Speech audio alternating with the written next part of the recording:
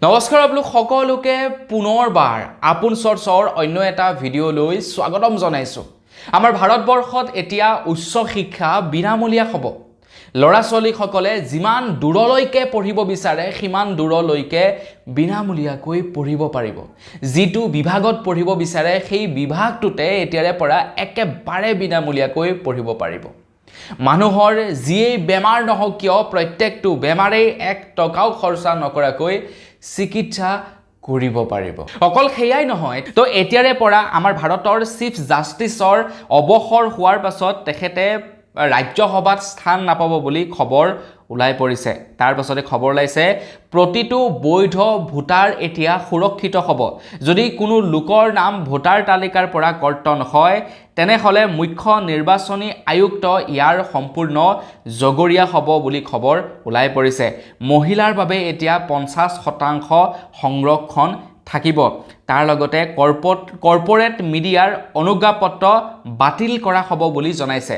কোনো উদ্যোগপতি যদি নিউজ চেনেলৰ মালিক হয় তেনেহ'লে সেই নিউজ চেনেলৰ অনুজ্ঞাপত্ৰ বাতিল কৰা হ'ব বুলি জনাইছে। কোনোবা নেতাই যদি দল সলনি কৰে তেনেহ'লে তেখেতক 20 বছৰৰ কাৰণে পলিটিক্সৰ পৰা নিষিদ্ধ কৰা হ'ব। তেখেতক 20 বছৰলৈকে টিকট দিয়া নহ'ব যদি কোনো এজন পলিটিকেল লিডাৰে এটা পলিটিকেল পাৰ্টি এৰি অন্য এটা পলিটিকেল পাৰ্টিত যোগদান কৰে। দুৰ্নীতিৰ বিৰুদ্ধে শূন্য সহনশীলতা। আমাৰ ভাৰতবৰ্ষত টোটেলি এতিয়া কৰাপশ্যন নাইকিয়া কৰা হ'ব।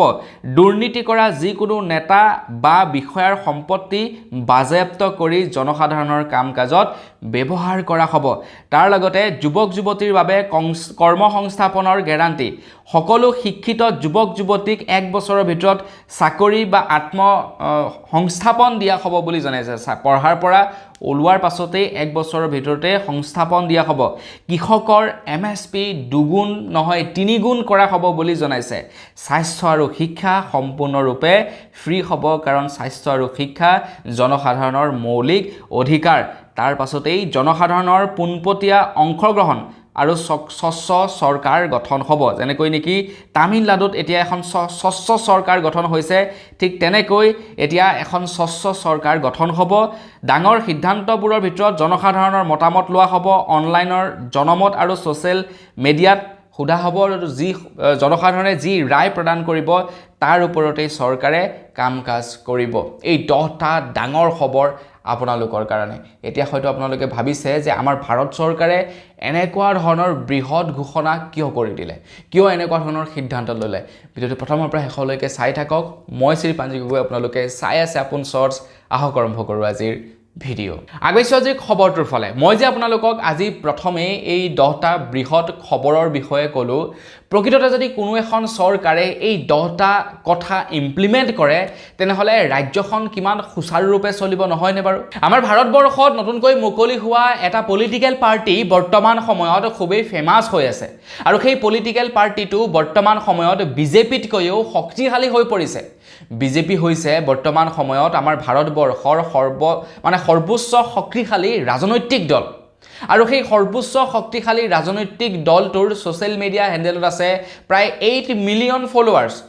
এতিয়া আমাৰ ভাৰতবৰ্ষত যিটো নতুন ৰাজনৈতিক দলৰ আৰম্ভণি হৈছে সেই ৰাজনৈতিক দলটোৰ মাত্ৰ 4 দিন হৈছে আৰম্ভ হোৱা আৰু 4 দিনতে বিজেপিক চেৰ পেলাই এতিয়া প্ৰায় 13 মিলিয়ন ফলোৱাৰ্ছেৰে তেওঁলোক হৈ পৰিছে ভাৰতবৰ্ষৰ ভিতৰতে সৰ্বাধিক জনপ্ৰিয় ৰাজনৈতিক দল হিচাপে পৰিগণিত হৈছে।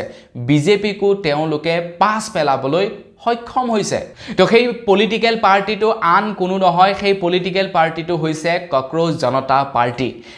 এই পাৰ্টিটো বৰ্তমান সময়ত খুবেই চৰ্চিত হৈ আছে। আপোনালোকেও হয়তো এই পাৰ্টিটোৰ সম্পৰ্কে শুনা পাইছে চাগে। কক্ৰোচ জনতা পাৰ্টিটোৰ সম্পৰ্কে চাগে নিশ্চয়কৈ আপোনালোকেও শুনা পাইছে। তো এই কক্ৰোচ জনতা পাৰ্টিটো আৰম্ভ হৈছে মাত্ৰ 4-5 দিন পূৰ্বে আৰু কক্ৰোচ জনতা পাৰ্টিটোৱে ইমানেই সমাদৰ লাভ কৰিছে 4-5 দিনতে বিজেপিক পিছ পেলাবলৈ সক্ষম হৈছে কক্ৰোচ জনতা পাৰ্টিয়ে। শুনিবলৈ অসত্য যেন লাগিলেও সামাজিক মাধ্যমত কিন্তু বিজেপিকো পিছ পেলাইছে এই পলিটিক্যাল পাৰ্টিটোৱে এই পলিটিক্যাল পাৰ্টিটোৰ গ্ৰোথ দেখি হয়তো এতিয়া কিছু লোকে ভয় কৰিছে যাৰ কাৰণে নেকি এই পলিটিক্যাল পাৰ্টিটোৰ টুইটাৰ হ্যান্ডেল পৰ্যন্ত ভাৰতবৰ্ষত নিষিদ্ধ কৰি দিছে প্ৰথমে তেখেতলোকৰ টুইটাৰ হ্যান্ডেলটো হ্যাক কৰিবলৈ চেষ্টা কৰিছিলে হ্যাক কৰিব নোৱাৰাৰ ফলত তেওঁলোকৰ টুইটাৰ হ্যান্ডেলটো ভাৰতবৰ্ষত বেন কৰি দিলে এতিয়া এনেকুৱা এটা কাম কোনে কৰিব পাৰে সেইটো মই আপোনালোকক বুজাই নকলেও হ'ব আপুনি মই এনেকুৱা এটা বৃহৎ টুইটাৰ হ্যান্ডেল ব্লক কৰিব নোৱাৰো বা বন্ধ কৰিব নোৱাৰো এইটো কেৱল কোনে পাৰিব সেইটো হয়তো আপোনালোকে নিশ্চয়কৈ অৱগত এতিয়া ভাবক আপোনালোকে টুইটাৰ হ্যান্ডেল পৰ্যন্ত ব্লক কৰি দিছে যাৰ ফলত নেকি পলিটিক্যাল পাৰ্টি সমূহ এতিয়া এই কক্ৰোচ জনতা পাৰ্টিৰ পৰা ভয় কৰিছে কিন্তু হঠাতে মাত্ৰ 4 দিনতে কেনেকৈ ইমান পপুলাৰ হ'ল এই কক্ৰোচ জনতা পাৰ্টি কেনেকৈ আৰম্ভ হ'ল কক্ৰোচ জনতা পাৰ্টিৰ ৰাজনৈতিক দল অৱশ্যে এইটো এতিয়ালৈকে এটা ৰাজনৈতিক দল হোৱা নাই প্ৰথম পৰ্যায়ত কেৱল ধেমালিৰ বাবেহে কেৱল মিমস প্ৰস্তুত কৰিবৰ কাৰণে চৰকাৰৰ এগেইনষ্টত এটা পেজ খোলা হৈছিল এটা ওয়েবসাইট খোলা হৈছিল যেটোৰ নাম হৈছে কক্ৰোচ জনতা পাৰ্টি আৰু তাৰ পাছত এতিয়া জনপ্ৰিয়তা ইমানেই মানে সকলোৱে সাপোৰ্ট কৰিবলৈ লাগিছে যাৰ ফলত নেকি তেওঁলোকে এতিয়া ৰাজনৈতিক ক্ষেত্ৰখনতো লাহেকৈ ভৰি দিয়া দেখিবলৈ পোৱা গৈছে তেওঁলোকে তেওঁলোকৰ মেনিফেস্টো জাৰি কৰিছে যদিহে কক্ৰোচ জনতা পাৰ্টিৰ চৰকাৰ গঠন হয় তেওঁলোকে কি কৰিব কি নকৰিব সেই সম্পৰ্কত তেওঁলোকে মেনিফেস্টো পৰ্যন্ত জাৰি কৰি পেলাইছে এতিয়া হঠাতে এই কক্ৰোচ জনতা পাৰ্টিটো আৰম্ভ হ'ল কেনেকৈ উচ্চতম ন্যায়ালয়ৰ মুখ্য ন্যায়াধীশ সূৰ্যকান্ত ডাঙৰীয়াদেৱে আমাৰ ভাৰতবৰ্ষৰ নিবনুৱা সকলক লৈ 15 মে তাৰিখৰ দিনাখন কৈছিলে যে আমাৰ ভাৰতৰ নিবনুৱা সকল কক্ৰোচৰ নিচিনা মানে পইতাচোৰাৰ নিচিনা বুলি উল্লেখ কৰিছিলে আৰু তাৰ পাছতেই আমাৰ ভাৰতৰ যিমান বিলাক নেকি নিবনুৱা আছিল নিবনুৱা সকলে এই মন্তব্যটোক লৈ সন্তুষ্ট নহয় আৰু তাৰে ভিতৰতে এজনে আকৌ মানে জমনিতে আৰম্ভ কৰি দিলে কক্ৰোচ পাৰ্টি নামেৰে এটা মানে তেখেতে ওয়েবসাইট ওপেন কৰি দিলে আৰু সেই ওয়েবসাইটটোৱে ইমানেই সমাদৰ লাভ কৰিলে যে 4 দিনতে ইমানেই পপুলাৰ হ'ল তেওঁলোকৰ টুইটাৰ হ্যান্ডেল তেওঁলোকৰ ইনষ্টাগ্ৰাম হ্যান্ডেলত বৰ্তমান সময়ত প্ৰায় 13 মিলিয়নতকৈও অধিক ফলোৱাৰ্ছ হৈছে গৈ তেওঁলোকে আৰম্ভ কৰিছিলে ধেমালিতে কিন্তু এইটো এটা বৰ্তমান সময়ত সিৰিয়াস টপিক হৈ পৰিছে কক্ৰোচ জনতা পাৰ্টি তেওঁলোকে বৰ্তমান সময়ত ভাৰতবৰ্ষৰ এনে কিছুমান ইস্যুৰ ওপৰত মাত মাতি আছে যিবিলাক ইস্যু নেকি প্ৰকৃতাৰ্থত একোটা বৃহৎ ইস্যু যিবিলাক ইস্যুৰ ওপৰত নেকি চৰকাৰে চিন্তা চৰ্চা কৰিব লাগে কিন্তু সেই ইস্যু বিলাকৰ ওপৰত চৰকাৰে চিন্তা চৰ্চা কৰা নাই কিন্তু তেওঁলোকে সেই ইস্যু বিলাকৰ ওপৰত মাত মাতি আছে কেইদিনমান পূৰ্বলৈকে আমি দেখা পাইছিলো আম আদমি পাৰ্টিৰ সাংসদ ৰাঘৱ চদ্দাই আমাৰ জনসাধাৰণৰ হৈ মাত মাতি আছিল কিন্তু তেখেতক হঠাতে দেখিবলৈ পালো বিজেপিত যোগদান কৰা আৰু তাৰ পাছত তেখেত টোটালি সাইলেন্ট হৈ গ'ল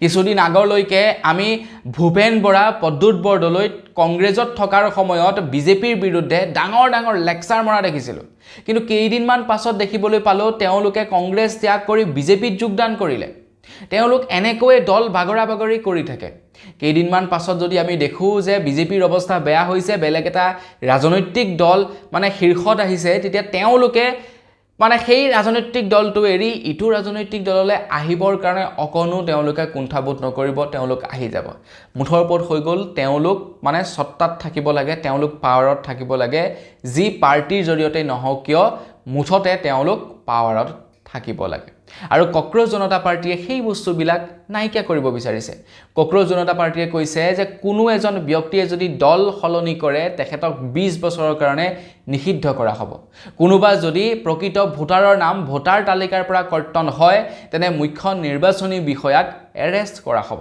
এনেকুৱা 10টা বৃহৎ তেখেতলোকে মেনিফেস্টো জাৰি কৰিছে আৰু সেই বস্তুবিলাক মানুহে ভাল পাইছে নিবনুৱা সকলে আদৰি লৈছে সেই মেনিফেস্টো সমূহ আৰু যাৰ কাৰণে নেকি 4 দিনতে ইমানেই পপুলাৰ হৈ পৰিছে কক্ৰোচ জনতা পাৰ্টি আমাৰ ভাৰতবৰ্ষৰ সৰ্ববৃহৎ শক্তিশালী ৰাজনৈতিক দলটোতকৈ এতিয়া আগবাঢ়িবলৈ সক্ষম হৈছে তো আপোনালোকে বাৰু কক্ৰোচ জনতা পাৰ্টিক ফলো কৰিছে নে নাই কৰা কমেন্ট সেকশনত জনাব আৰু কক্ৰোচ জনতা পাৰ্টিয়ে যি মেনিফেস্টো জাৰি কৰিছে 10টা মেনিফেস্টো এই 10টা মেনিফেস্টো সঁচাকৈ আমাৰ কাৰণে বাৰু মানে চেঞ্জ কৰিব লগা হয় নে নহয় কমেণ্ট ছেকশ্যনত জনাওকচোন যদি আমাৰ ভাৰতবৰ্ষত সম্পূৰ্ণৰূপে চিকিৎসা আৰু মানে শিক্ষা ফ্ৰী হৈ যায় কিমান ভাল হ'ব আপোনালোকে এবাৰ ভাবকচোন গতিকে এই 10টা যি মেনিফেষ্টো জাৰি কৰিলে কক্ৰজ জনতা পাৰ্টিয়ে আৰু তাৰ ফলতেই জনসাধাৰণৰ সমাদৰ লাভ কৰি তেওঁলোক এতিয়া ভাৰতৰ সৰ্ববৃহৎ শক্তিশালী দলকো পিছ পেলাবলৈ সক্ষম হৈছে তো বন্ধুসকল আপোনালোকে বাৰু আগতেই কক্ৰজ জনতা পাৰ্টিৰ বিষয়ে গম পাইছিলে নাই কমেণ্ট ছেকশ্যনত জনাব